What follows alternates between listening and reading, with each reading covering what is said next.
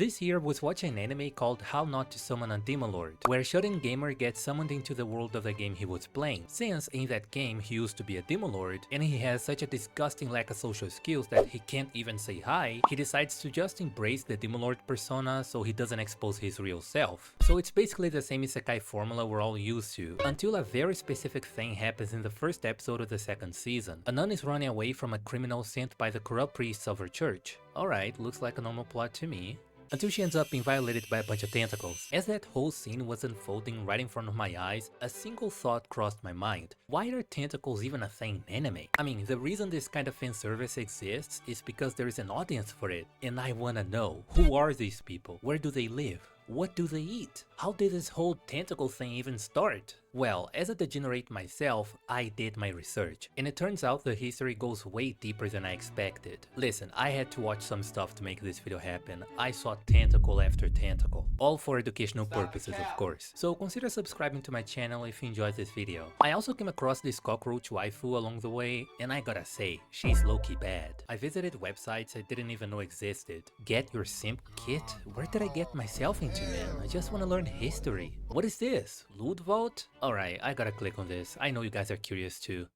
Yo! But just like cat girls have a rich history that dates back hundreds of years, as I explored in this video, so do tentacles. It all started with a printing technique invented in China called woodblock printing, where people would carve text and images into wooden blocks, apply ink, and press them onto paper. I'm sorry to ask, but does that mean the Chinese invented tentacle erotica? No, my dear students, the Chinese created the tool, but Japan had the vision. As far as historians know, woodblock printing was introduced in Japan in the late 70s. Its use was pretty limited at first, so it wasn't very popular yet. It was mostly used to record Buddhist teachings. So just like we went from mass-producing the Bible in the early days of printing in Europe to printing corn on paper, they also went from printing Buddhist teachings to eventually printing tentacle erotica. The human urge to turn creative inventions into tools for corn is intriguing, to say the least.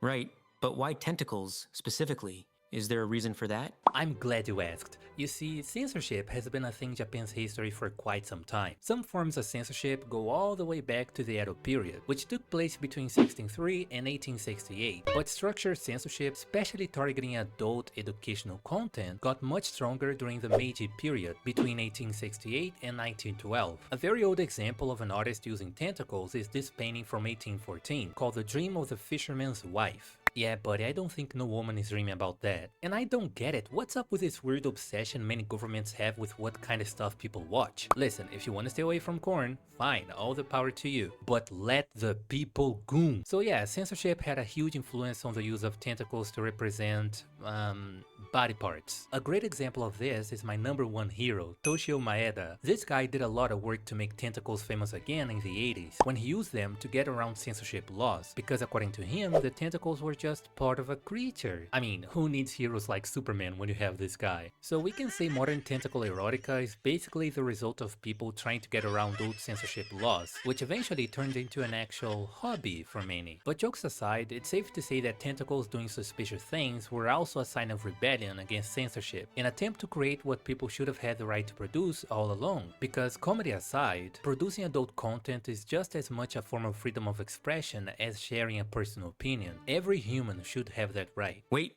but that doesn't mean people should be allowed to produce any kind of adult content. We need to have boundaries to what's acceptable. Yeah, everybody knows there is nuance to everything, now shut up. So yeah, that's my summary of how tentacles became a thing in anime. Of course, there is a lot more to learn here, so I'll leave some links to my sources in the description below in case you guys want to dive deeper. And I never imagined there could be so much history behind corn. It's actually fascinating. So if you guys enjoyed this video, don't forget to hit the like button. I'm really grateful to each and every one of you for all the support. And if you'll excuse me, I'm gonna go back to Minecraft.